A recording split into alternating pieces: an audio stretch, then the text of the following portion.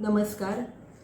कोल्हापूर जिल्हा परिषद आणि भाग्यश्री फाउंडेशन यांच्या संयुक्त विद्यमाने कोल्हापूर जिल्ह्यामध्ये जो सक्षम नागरिक मोहीम सुरू आहे त्याच्याच अंतर्गत आपण वाचन उपक्रम सुरू केलेला आहे. वाचन उपक्रम हा ह्या दृष्टीने सुरू केलेला आहे की शिक्षकांनी चांगली चांगली पुस्तकं त्यांना जी आवडतील अशी पुस्तकं वाचावीत किंवा त्यांनी जे आधी वाचलेलं असेल आणि त्यांना भावलेलं असेल त्याच्याविषयीची थोडक्यात विद्यार्थ्यांना समजेल अशी माहिती त्यांनी सांगायची आहे. ह्या सांगण्याचा उद्देश हे आहे की विद्यार्थ्यांना त्या पुस्तकाविषयी माहिती कळेल, त्यातून काय घ्यायला हवं होतं, त्या पुस्तकाचं सार काय आहे याची थोडक्यात माहिती विद्यार्थ्यांना होईल आणि कदाचित त्यांना ते पुस्तक वाचावंसं निदान आपल्या शिक्षकांकडून त्यामधील गोष्टी ऐकाव्याशा वाटतील. तर याचाच भाग म्हणून कोल्हापूर जिल्हा परिषद प्राथमिक विभागाच्या शिक्षणाधिकारी श्रीमती मीना शेणकर मॅडम यांनी अतिशय सुंदर पद्धतीने कर्माचा सिद्धांत या पुस्तकाविषयी माहिती सांगितलेली आहे.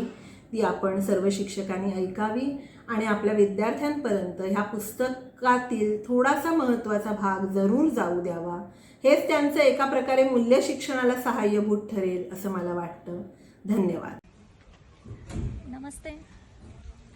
मी आज तुम्हाला कोल्हापूर जिल्ह्यामध्ये जो आपला रोजनिसी उपक्रम सुरू आहे ह्या उपक्रमाअंतर्गत वाचनातून व्यक्तिमत्व विकास या विषयाच्या अनुषंगाने माझ्यावर कुठल्या पुस्तकाचा प्रभाव आहे याविषयी बोलणार आहे.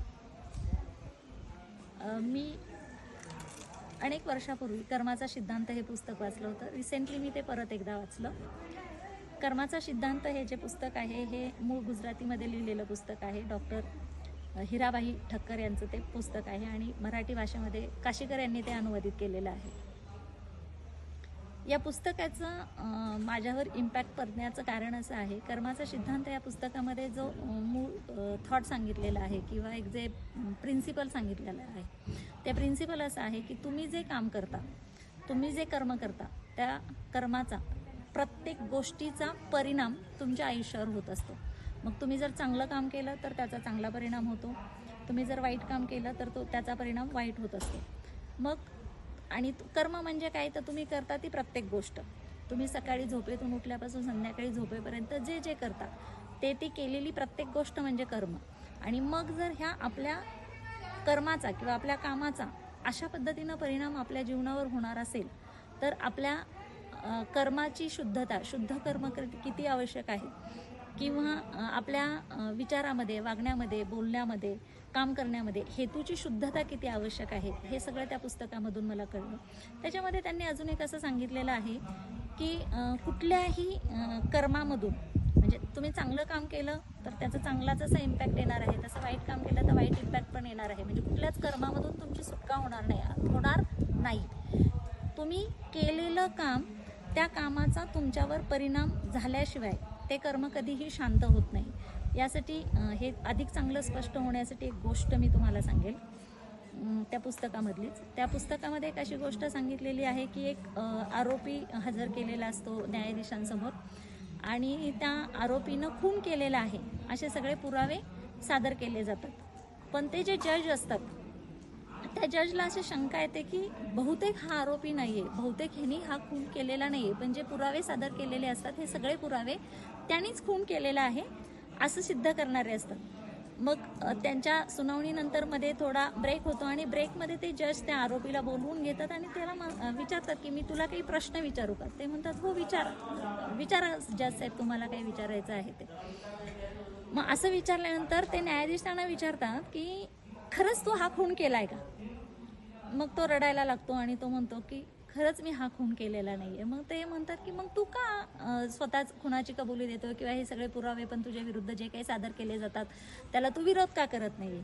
मग त्यांनी सांगितलेलं की मी हा खून केलेला नाही, हा खून दुसऱ्याच एका व्यक्तीने केलेला आहे, पण हा खुनाचा आरोप माझ्यावर घेण्यासाठी मला खूप सारे पैसे देऊ केलेले आहेत आणि या पैशाची आज मला अत्यंत गरज आहे, म्हणून मी हे मान्य केले आणि मी हा सगळा खुनाचा आरोप माझ्यावर घेतलेला आहे. मग जज म्हणतात बरं ठीक आहे, तू हा खून केलेला नाही, पण यापूर्वी तू कुणाचा खून केलाय का. तो म्हणतो हो, मी यापूर्वी खून केलेला आहे आणि त्यावेळी माझ्याकडे खूप पैसा होता, मला खूप सारा सपोर्ट होता आणि ह्या माझ्याकडे असणाऱ्या पैशामुळे किंवा माझ्याकडे असणाऱ्या सपोर्टमुळे मी त्या खुनाचा आरोप दुसऱ्यावर ढकलून दिला आणि खूप पैसे खर्च करून सगळी काही सिस्टीम मॅनेज करून त्या खुनाच्या आरोपातून मी निर्दोष मुक्त झालो होतो. मग जज म्हणतात की ठीक आहे, म्हणजे याचा अर्थ तू कधी ना कधी खून केलेला असल्यामुळे आता ह्या खुनामध्ये जरी तू खून केलेला नसला तरी तुला शिक्षा देण्यास काहीच हरकत नाही. म्हणजे अशा पद्धतीने तुम्ही जर एकदा कर्म केलं तर ते कर्म जोपर्यंत तुम्ही त्याचे परिणाम भोगत नाही तोपर्यंत ते शांत होत नाही.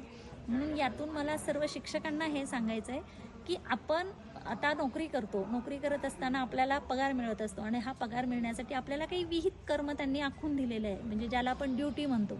ही ड्युटी आपली परफॉर्म करत असताना आपलं जे विहित कर्म आहे, मुलांना शिकवण्याचं असेल किंवा मी ऑफिसमध्ये काम करत असताना ऑफिसमधलं जे काही प्रशासनाचं मी काम करत असते ते आपण अतिशय प्रामाणिकपणे करायचं असतं. जोपर्यंत आपण आपलं कर्म जर हे प्रामाणिकपणे केलं नाही तर त्याचे जे चांगले परिणाम आपल्यावर व्हायला हवेत ते होत नाही आणि मग त्याचे परिणाम आपल्यावर होतातच आणि आपल्यावर होणाऱ्या सगळ्या परिणामांची झळ आपल्यासोबत आपल्या कुटुंबियांना देखील बसत असते.